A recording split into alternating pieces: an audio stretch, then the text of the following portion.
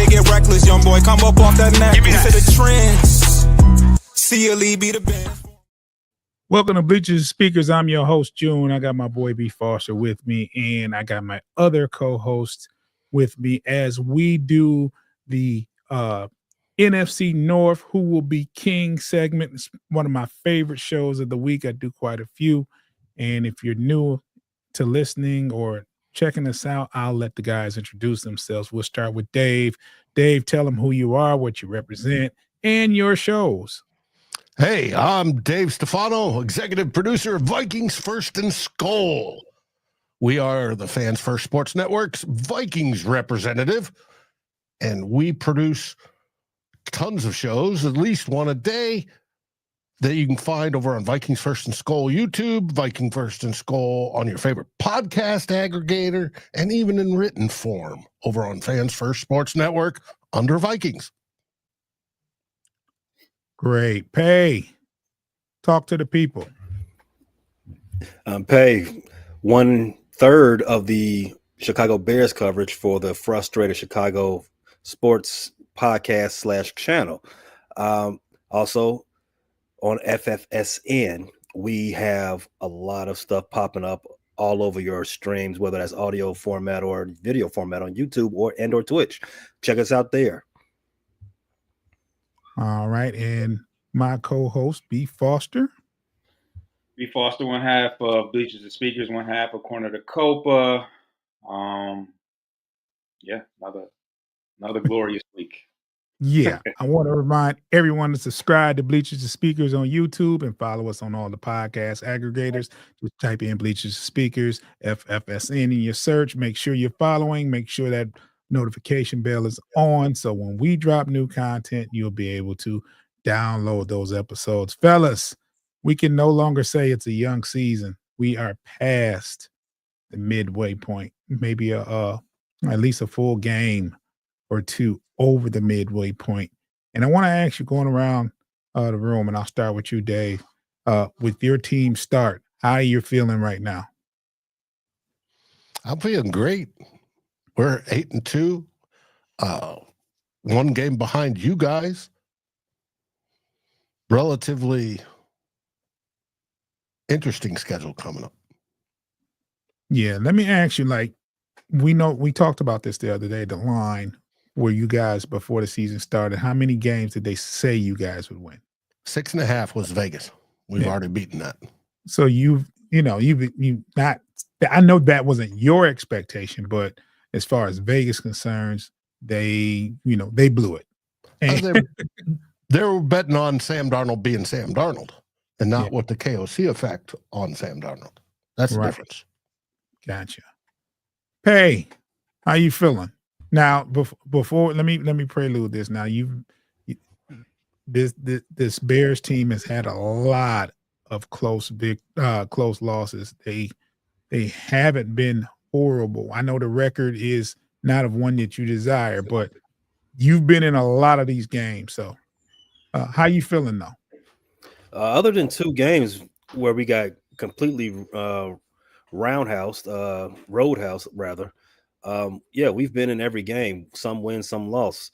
The record isn't what I expected to be at this point. I expected the Bears to be at least 3 games better by this point of the season. But can't cry over spilled milk. We did figure out some issues that we were having with the offensive play calling, offensive design, and we, as it stands, something we knew coming into this season, something we knew a year ago. We need a new leader in the locker room, a new manager, a new head coach. Something is just not going to happen for Eberflus. So while I am disappointed for where we are, because I did think we can be better than this, even with Eberflus and Shane Waldron, some things have to happen before you can actually get to where you need to be. That's the way I'm gonna take it. Yeah, and you mentioned 3 games. Those out of those 3, those were, I think there's 3 games. There was a statistic where you didn't turn the ball over at all in those 3 games, and they were losses. That's kind of unusual, especially with a rookie quarterback. It's baffling the way we've lost those 3 games in particular. We were right there. We should have won the game. I believe. Well, we didn't turn the ball over against the Commanders. We didn't turn the ball over against the Packers. We didn't turn the ball over against. I believe it was the Patriots. I don't think we had a turnover in that game either. But if there was any positive to take from the offense this season, we don't turn the ball over. Caleb only has 4 or 5 interceptions. He doesn't have any fumbles lost, I don't believe. The running backs, I think they have 1 combined fumble loss. So that's an improvement year over year, right? But as of right now, we might end the season with the same amount of wins, and that's no good for anybody with the amount of turnover we had.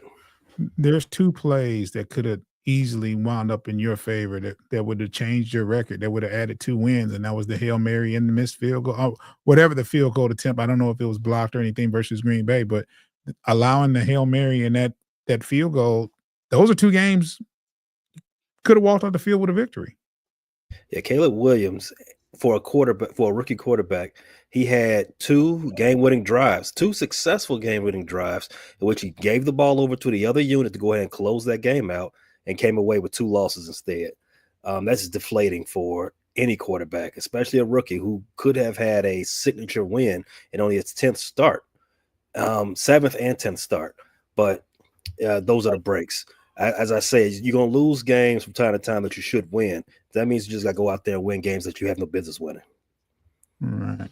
Gotcha. Foster, how you feeling about those lines? I mean, there's not much more that I could ask considering everything. One thing that I was curious about this year is now that we have a target on our back and the entire league is on notice, I wanted to see how the team adjusted to not being the underdog. And I think that we have weathered the storm. We've dealt with a ton of injuries. We've had some guys really step up, and we've had some guys that we knew were pretty good, but they've taken that next level. Most notably, our safeties, Kirby Joseph and Brian Branch. So, for us to be 9-1, considering how tough our schedule has been, we've had some tough road games.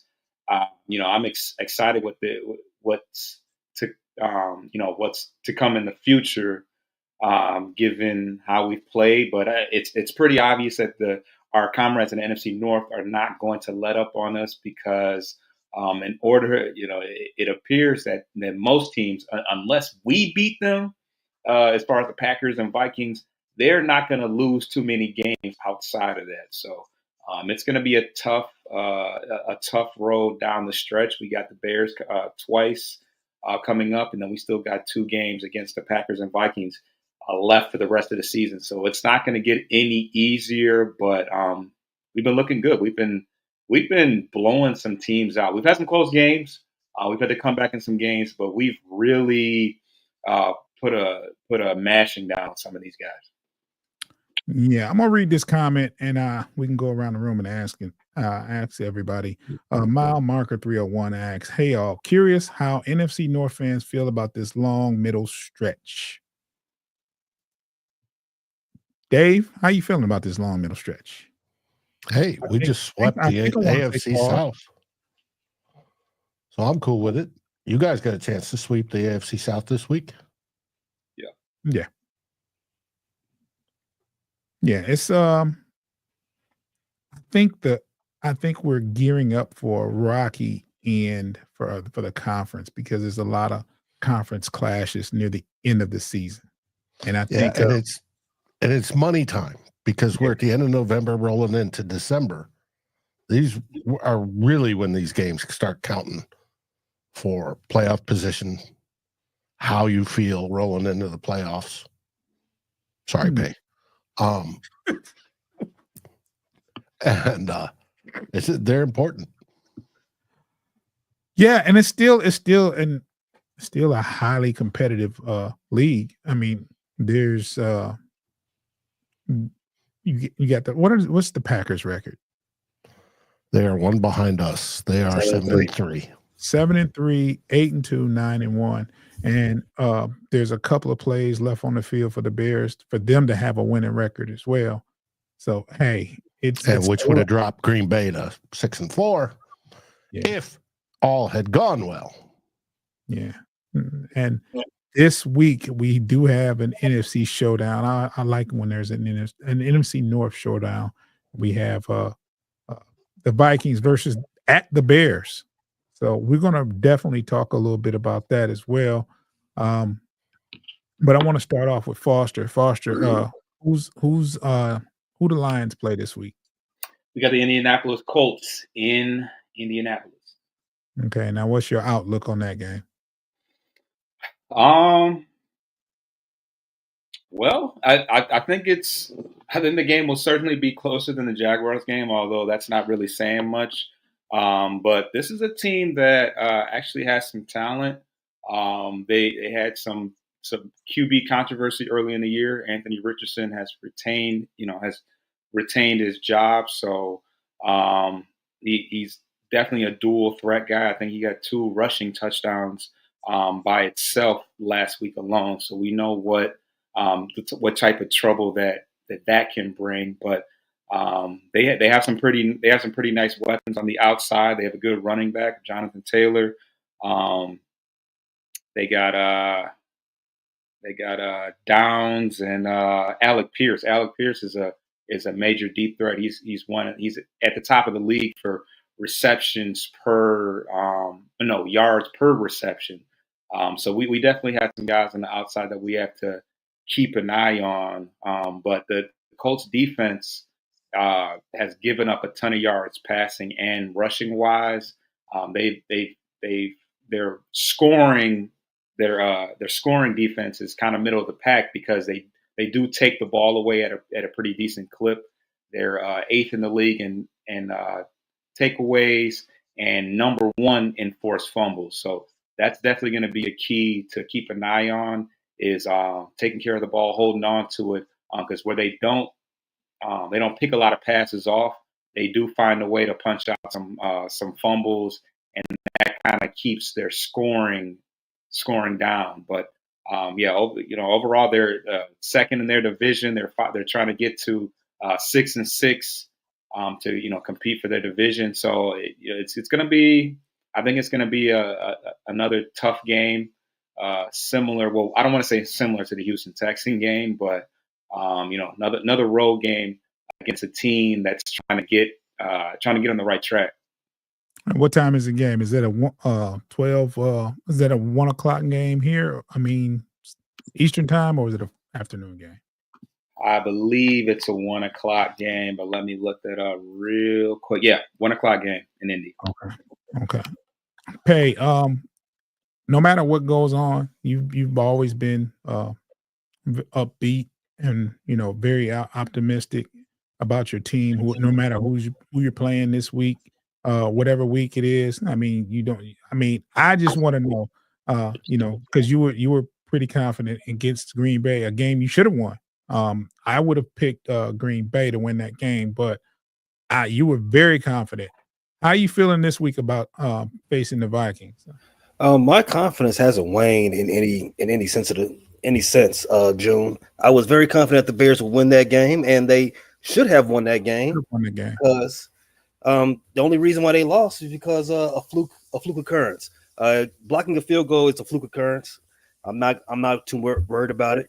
But going on to this week, I still got the Bears. I still trust the Bears to handle their business. I still trust that they're going to wait. Whoa!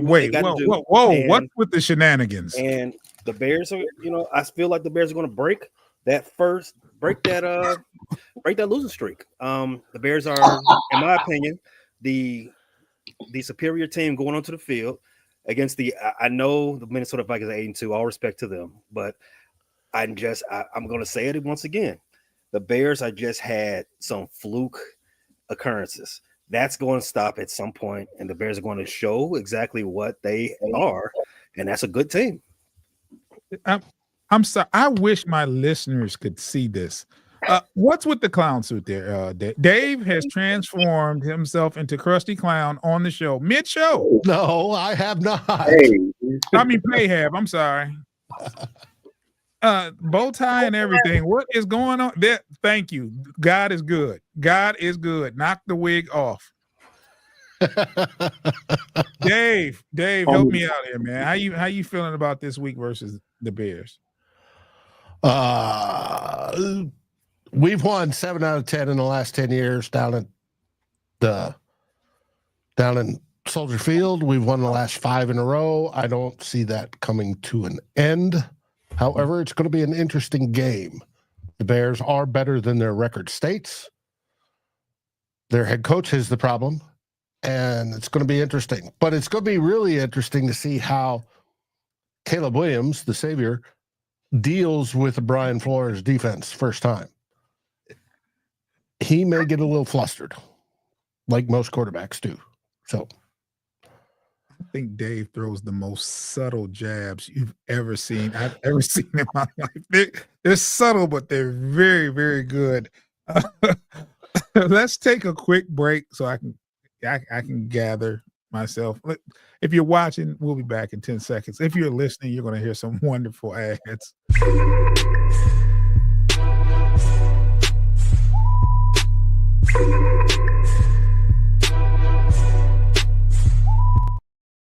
Okay, we are back, and Dave is back to normal. This is a good sight. I'm glad you've regained consciousness of your surroundings, and you have taken the clown suit off. What was the purpose of that, Pay? What happened? What are you talking about? I didn't do anything different today that I've ever done on these Wednesday wraparound shows. I'm riding out with my team. I'm sliding for the Bears. Okay. Through all enemy territories, through all upsets. I'm still riding with them. Upsets. Good old Chicago, I tell you. All right. Oh, now I heard something interesting this week. Part of the Bears' potential problems that they're getting stuck in a groove where they hire coach stinks, get rid of coach, get rid of GM. New coach, GM comes in, they draft their new quarterback, they do this, quarterback's not as good, isn't allowed to succeed, blah, blah, blah. They have the problems they have. City demands change. They fire. And the whole process repeats over and over, and it feeds on itself every 3 to 4 years. And that these national reporters I was listening to suggested that maybe if they give Eberflus a few more years, he'd work his way through that, and you'd have a steady team. If you've identified a head coach and a GM that believe the culture is correct and they're good at culture, every head coach has a bad season or so, right? And every GM does. But dude, the question is how they work through it. Is Chicago stuck in that rut of giving hope, drafting hope, finding failure, and then rinse and repeat? Are you asking, have the Bears been bad for a while? Was that the question? No, I'm just wondering if you're in that 3 to 4 year cycle where you can everybody after 3 to 4 years, that you're not giving them enough time to develop. He's definitely be it quarterback, be it head coach, be it GM, be it culture. Let's see. This is why we don't listen to national reporters. They're not. They don't have their boots to the ground to actually understand the problems. We need those local journalists, those guys that get their fingernails dirty, digging through the garbage cans and doing the necessary dirty business dirty work to uncover the actual issues at hand. So since they fired Lovey, the Bears have had 2 seasons with Mark Trestman as their head coach, had 4 seasons with John Fox, if I'm not mistaken, maybe 3. We have 4 seasons with Matt Nagy, and now we're in our 3rd season with Eberflus. Through all those coaches, we've had 2 different general managers. No, before Ryan Poles, it was Ryan Pace, and before Ryan Pace, it was, I'm blanking on his name. Doesn't matter. He's fired. Who cares? So the point is, Dave, in the NFL, parity is king. The rules are made for you to be able to fix your shit on the fly. There's no reason for you to hang around with coaches and general managers. Let's see if they can figure it out. Matt Eberflus is 10 wins and 29 losses in 2.5 seasons. What do you need to see to give him another year? What else? Are you hoping that maybe he can start being a 500 coach? Maybe he can figure things out. No. If you have never seen the first 2 seasons of Matt Eberflus's head coaching career, just the last 4 weeks could tell you enough. There's too many fourth quarter questionable decisions coming from the sidelines, whether it's errant challenges. I don't think he's won a challenge in over a year. Whether it's bad play calling, whether it's not stepping in to stop bad play calling from his coordinators, whether it's hiring bad coordinators. It's just, what else needs to be shown, right? Go ahead and flip it over again, which we should have did last year. Gave Caleb a fresh start with a fresh quarterback. With a fresh coach, and done this whole thing the right way. But the Bears do have a penchant for drafting a new quarterback with a lame duck head coach. That's something we desperately need to do happen again. Because while I don't believe the Bears ruin quarterbacks, you're not setting up the quarterback that you have for success. Justin Fields had a lame duck coach in Matt Nagy. Caleb Williams has a lame duck coach in Eberflus. Trubisky had a lame duck coach in John Fox, and so on and so forth. And before that, we had the worst quarterback ever. But all of these things leads you to believe that there's a culture, as the word you use, Dave, that you need build in on the culture that you have. No, what the Bears have is a culture of confusion. You need to go ahead and rinse all this rancid nonsense out and start building a culture that you can, live with for 20 years or more. Ryan Post spoke about the culture yesterday when he was talking about having to cut his first free agent acquisition, Nate Davis. He said, "Yeah, this didn't work right. We thought he'll be a great culture guy. Nate Davis doesn't want to practice." And that was the word out of Tennessee. You can't have your first acquisition be a guy that doesn't want to practice. That's got to be paramount. Unless he's Allen Iverson reincarnated, you can't do that. You can't sign guys like that because that deteriorates any type of culture you thought you was going to have. So while I'm still saying bear down, Bears probably should go ahead and clean house at the end of this season. Okay. I think 3 years is an awkward number, and I'll explain that as far as the coaching change. Your first year, you give the coach some leeway, right?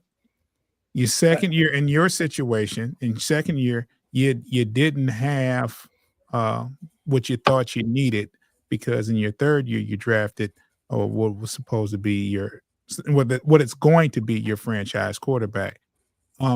Do you think a change is needed after your third year, or do you give him another year? Because like 3 years is kind of short, and they haven't been that bad this year for it to be like, hey, let's get rid of them. There's been you could very well be 6-4 right now. Most definitely. But I think everything is based on expectations. The Bears are flying well under their expectations. It doesn't matter how long you sign. I believe most coaches get 4 years, and there's some belief that Eberflus has a 5-year contract. No one knows, to be honest with you, what his contract situation is. Ryan Poles will tell you that regardless of what the wins and losses happen at the end of the season, that his job is safe. I tend to believe that Ryan Poles is lying to us. So, I'm going to believe that that's not the case again. So, most coaches do get 4 to 5 years, and based on your expectations, you probably will see 4 or maybe that 5th year. Eberflus is fallen under the expectation way too under. So you definitely got to pull that rug underneath him a lot sooner than you probably want to, and that's just the business. Like I said, the parity of the league is set up to let no one stays bad for too long. No, I give a great example. San Francisco 49ers. The San Francisco 49ers have had 3 different rebuilds since 2005, and they've been to the Super Bowl 3 different times since 2005. There's no excuse why everybody can't do that. I think all of us can say that though. Like we haven't been there, and they have. So I feel your pain though. And meanwhile, you're looking like Rudolph the old black reindeer, by the way. But you'd expect improvement. The whole idea of getting a new regime is that you expect improvement. First year is a gimme. Yeah. As they start bringing in their players, and every year you figure a third of the players are flushed and rotated out. Third new come in, be it draft, be it free agency. And then that goes on. By the end of 3 years, you hope to have seen some significant improvement in the team. Significant, you say? Significant. As in you're making the playoffs. You may not win the division. You may not go to the Super Bowl, but that you've improved the whole time. There's a stat out there. I had to look up the number, but it's more than 15 head coaches in NFL history made the Super Bowl in their second season. And this is prior to the parity era. If you can just look at that stat and say that, hey, there's no reason why you shouldn't have, as you said, year over year improvement, maybe even significant improvement. There's no reason to believe that you should just wait on anybody. The guy that can get it done is out there somewhere. Your job is to go identify that guy and get the other guy out the way. We had that same argument about Mike Zimmer, that he had been there 5 years, no head coach, or maybe 1 or 2, didn't get to their first Super Bowl prior to the first 5 years. Everybody was always prior to first 5 years in, usually 2 or 3. And then there was like 2 that made it after they'd been in the league a while. So you got a point. Pay, don't get me started on our head coaches. We're just, there's been a couple good years here and there with the head coaching regimes we've had, but for the most part, it's been pretty bad. So I definitely understand. I think here in Detroit, we finally feel like we have a head coaching regime and a coaching regime that we are comfortable with and we have confidence in. And I think the culture has changed, the expectations have changed. It's a lot of things going on that I'm seeing here with the Detroit Lions that I just haven't noticed in a very long time. We're going to take another quick break. And when we get back, I'm going to go around the room and talk about some injuries. I know Foster has a story to tell about the Detroit Lions and their injuries. But I want to see if your team is relatively healthy going into the second half of the season. So, if you're watching, give us about 10 seconds. If you're listening, you'll hear some wonderful ads.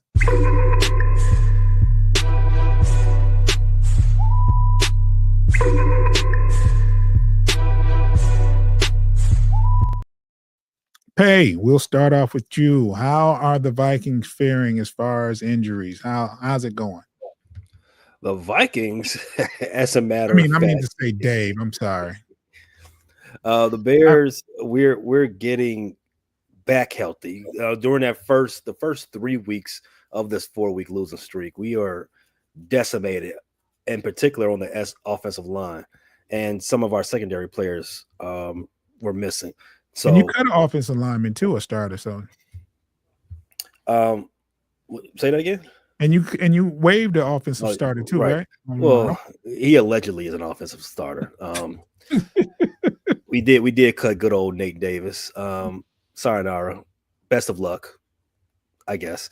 But Tevin Jenkins, as the Bears put out their injury report not too long ago, Tevin Jenkins, who allegedly is our best offensive lineman, but he is hurt every other week. He had a limited practice today, so maybe we can finally get our week 1 starters back for this game against the Vikings. Hopefully, fingers crossed. DeAndre Swift, he didn't practice, neither did Ryan Bates, who is a offensive lineman as well. We acquired him this past offseason from Buffalo. He was a reserve offensive lineman in Buffalo. We sent the 5th round pick there. Thanks a lot, Ryan Poles. That was an excellent decision. Ryan Bates is also a reserve here in Chicago. So, like I said, maybe we can have that week 1 offensive line going back. Well, Ryan Bates now, he's probably the starter now that Nate Davis was cut. So we got some things going. Jaquan Brisker, he was our week 1 starting strong safety. He's very good. He hasn't played since the Jacksonville Jaguars game. He was on his way to a Pro Bowl and maybe even an All-Pro season. He was lighting things up that good. He was placed on injury reserve, I believe, last week with a concussion. He's going to eventually miss about 7-8 weeks with that injury. So prayers up to him. Hopefully that he can get back to resume his chosen career. But concussion, that 2 months down with a concussion is not. That's a serious concussion. Yeah. Dave, how you doing over there with the Vikings rosters? How healthy are you guys? Well, we're getting healthier other than the guys that are, done for the season on IR, like Christian Darrisaw a few weeks ago. Yeah. We have Nick Muse, tight end, coming back. He just entered a 21-day window, so we're stacked at tight end. We sound like the Detroit Lions for some reason. Anyways, we're good. The only non-practice guy today was Josh Oliver, our tight end 2, our main blocking tight end, but has been very good at catching the football so far this season. And we'll see if he makes it back. He had a twisted ankle last game. So, but overall, we're healthy as healthy can be coming into this game. Now, I was curious about, was it Taylor Swift? No, DeAndre Swift is got a groin pull. Is that new? Did you call him Taylor Swift? Yeah. I'm assuming that was just a Freudian slip there, Dave. Freudian, yeah. Yeah. We're not playing the Chiefs this week, so it doesn't matter. He is, I think it's the first I've heard of it, right? I'm just looking at the injury report now. He definitely wasn't on the injury report for this last week. So I don't, it's I don't want to say concerning. But he didn't practice today. I haven't heard much about it, much of it reported. He didn't pull himself out of the game earlier. Pull is a funny word to use in this context, but he didn't leave the game early last week. So I've been wondering, like, where did this injury pop up from? That's a good question. I'm looking on SI. They have a report on it. Let's see. Suffered during a game against Green Bay, reportedly. Oh, wow. Eberflus says, quote, yeah, just a little bit of a groin strain.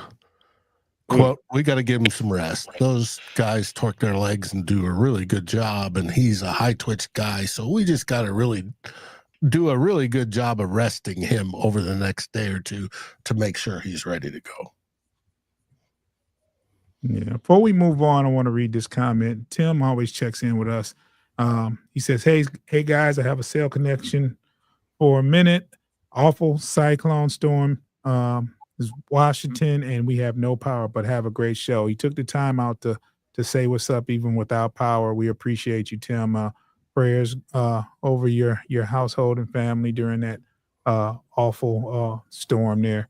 Foster, I want you guys to brace yourselves because this should be an extensive injury report. Foster, how the Lions doing up on injuries? I mean, we definitely got a boatload of guys on IR right now, most notably Barnes. Ify Melifon went back on the IR after being activated just the day before. Of course, we got Hutch on there and a litany of other guys, but and then Alex Anzalone just most recently, who broke his forearm. He's going to be out for about let's see, 7 to 9 weeks, 6 to 8 weeks. So yeah, it's a laundry list of guys, but we do have some guys coming back. Emmanuel, I think Broderick Martin has officially been activated, and Emmanuel Mosley has been a full participant in practice, but I don't think he's been 100% cleared for action. But outside of that, it looks like Carlton Davis has continued to be a full participant despite breaking his thumb a couple of weeks ago, and Sam Laporta has been his status has changed from questionable to healthy. So, we're continuing to move guys around and make it happen despite the fact that we have had a lot of injuries. But I'm not too worried about it. It hasn't seemed to really affect us. We've made some nice moves as far as trades and free agent pickups. So we even signed David Long Jr., who is a run stop specialist, and he should be ready to step into action in the next few weeks. So I'm excited to see where he'll be once he gets acclimated, because he was a very highly rated run stopper last year, up until the point of him injuring his hamstring and losing his starting job this year. So we will see. David Long Jr., he had over 100 tackles last year for Miami Dolphins. And for those that are wondering, no, he is not a replacement for Anzalone. Anzalone played a different type of linebacker role. This guy, Anzalone, was our best cover linebacker, probably our best linebacker overall. And David Long Jr. his coverage grades are not where we would like it to be. It's nowhere near Anzalone's, and we probably wouldn't lean on him to play the role that he's playing. Plus, he's just on the practice squad, so he has some work to do before he even cracks the lineup. But I think it's a good pickup for depth. If you look at it overall, you're down a linebacker, and if you go down another one, let's say there's another injury, you're going to be thin. You're already down a starting linebacker, 2 starting linebackers now all of a sudden. So that was. I'm sorry. Jameson Williams wasn't on the injury report. Hey man, don't wish no bad stuff on us, bro. I was just saying, I thought he would have pulled something when he did that HMD. Hey, there will be no JMO slander on this show there, Pay. That was a reckless move. I mean, he square on his back like you. And he only about 112 pounds. He probably broke his back low key when he landed. So that HMD TD celebration is legendary, but only running backs do that. Well, the running back that actually did it, he had some weight on him. He wouldn't bounce. I mean, he probably hurt the ground. Yeah, he hit the ground. He hurt the ground. JMO, I was worried about him. Yeah, JMO is. If you get a JMO on your team, you worry about stuff like this every week. Something. But how did Za'Darius Smith do at his debut? He had a half a sack. they put him in for passing situation. He didn't play every down.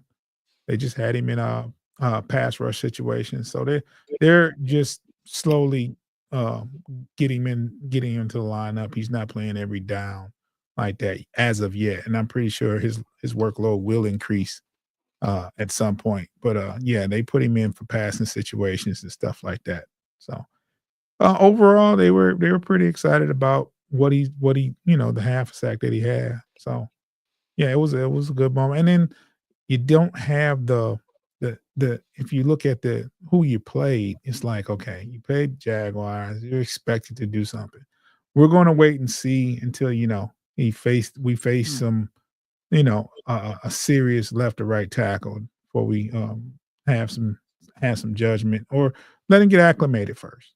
So um let's see. Now you guys are playing each other in Chicago.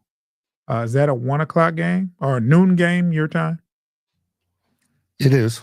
It's same time you guys play, if I remember correctly. Yep. Yeah, I think everybody. Now, who does Green Bay plays 3:25. They play at San Francisco. Bears should have. You should have flexed this game into prime time, Dave. No, San Francisco at Green Bay. Okay. We should have, prime time. Mm-hmm. At least the game of the week. Tom Brady on the call. I don't know why they're disrespecting the Vikings and the Bears. The Bears are too good for noon broadcast. What's your record? Okay. I did look at the weather. It's going to be cloudy, 46, feels like 41, winds out of the south at about 11. So it's not inside like you guys get to play. Yeah. Chicago needs a dome, man. That's not football weather. Chicago likes football weather. It's like Green Bay. Green Bay will never. That's the proposed next stadium, possibly a dome, right? Yeah. For Chicago, if they ever get there, they're getting a dome. Palms greased. But yeah, eventually they'll have a domed football stadium somewhere in Chicago. What is that supposed to mean? It won't be the Wrigley Field or anything like that either. A domed football stadium. Somewhere in Chicago. None of the football stadiums in the Chicago land area have a roof over them. But so at some point, somebody's going to get one. Okay. All right. So I'm going to go around the room one more time, and I'm going to ask you, what do you think your record's going to be after this week, which is basically a prediction for the next game? Dave, we'll start with you with the Vikings. I got it right this time. How do you feel your Vikings will fare? And if you can, give us a score. I do believe the Vikings are going to win this one, become 9-2, keep pace with you guys. And as for a score, I won't give an exact score, but I'll say we win by 2 full scores. Okay. Hey, how you feeling? I know you're going with your Bears, and here we go. I think Beefalo is going to give Caleb Williams some nightmares. This is, of course, I'm going with my team there, June. The Bears are going to, behind another terrifically called offensive game plan from the new offensive coordinator of the Chicago Bears, Thomas Brown. The Bears are going to shock the world again, and they're going to pull out this win. Improbable as it may seem, but the Bears are going to win. And the score I'm predicting right now, I got the Bears 28-20. All right. And I'm starting to see a theme whenever you get to talking good about the Bears. The clown suit, assembles. But Foster, how's your outlook after this? What do you think is going to happen with the Lions versus the Colts? I got the Lions winning. I think my last prediction was, what did I say, 41-20? Ooh. Yeah. And that was shot low on that one. Did the Lions score a lot of points this game, or do you think they score a lot? I think they scored more closer to their average, which is in the 30s, I would assume. I don't know what our average score is, but I would say, man, I don't know, we just hung up 52 on or something like that on The second time, 52. Yeah, it's time for a surprising letdown. as far as not being 50 points, but I'll say 31-21. The over-under is 49.5. My question is, do you hit it on your own? Yeah, that's wild. I don't know. I'm going to give a prediction. I'm going to say Lions 35, Colts 7. That's what I'm going to say. They got some firepower offensively, and if Anthony Richardson, he's coming off a good game against the Jets, who normally, statistically has a pretty good defensive team. They might be able to do a little something, but I don't know. I mean, we gave up 6 points against the Jags. Like, that's kind of. We didn't punt one time. I mean, we were just. We want to talk about practice. That was drills. That was drills. Yeah, that was great. No punting. I mean, scored every possession. That's a feat. Let's go around the room and close this out. Dave, when's your next show and where can people find you? Our next show is at 6:00 Central tonight. It's the Real Fordo Show, and we're going over to Vikings versus the Bears and the keys to victory. And they can be found on Vikings First and Skol, which you can find on YouTube for your video pleasure. And then later across your favorite podcast aggregator, and then usually a written piece following on Fans First Sports Network. All right. Pay, where can we find you and when's your next show? We have a show right after this, another live broadcast. This is Pay Dirt, our weekly football and sometimes basketball, baseball, and boxing, gambling show. That'll be right after this on the Frustrated Chicago Sports Fan channel. Later on this week, we have our preview for the upcoming game for the Bears. That'll hit your airwaves wherever you get your podcast and on YouTube. Friday morning. Saturday, the long awaited. I have my pizza taste test challenge video dropping on Saturday on the same YouTube channel. New York versus Chicago. Well, I got some surprising news about New York style pizza. You got to watch the video to see it, though.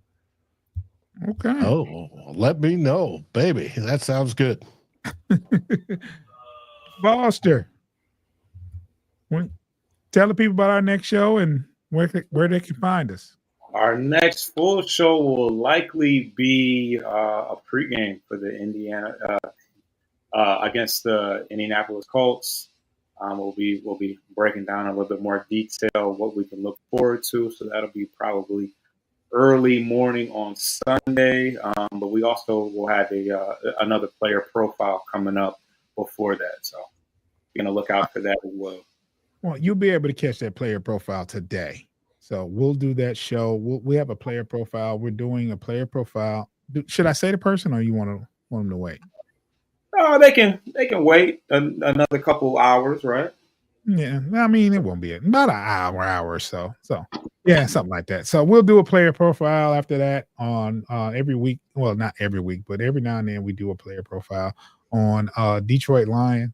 And Foster goes into his spiel. He does his homework and he does a write-up on the player profiles. And you can find those player profiles, past and present, on Bleachers to Speakers YouTube. And you can also find those on all the podcast aggregators. Fellas, great show today. I love our show. I love spending time with you guys. But gotta go. Every good show has an end to it. Before we leave out of here, Dave, what do the Vikings say? Oh, that's simple. They say 1934. People wonder, what does that mean? That means that was the last time the Detroit Lions started out this well on a season. Skull Vikings. Hey, what are they saying? I gotta ask you this. Gosh. What do they say in Chicago? They say fire flus, but elsewhere in Chicago, we say bear down. Okay. And then we're gonna keep it short and simple here in Detroit. Have a great evening. Get your lick back. If a nugget gonna do something, ain't no chit chat. Better stay up out the way, don't get your shit splat.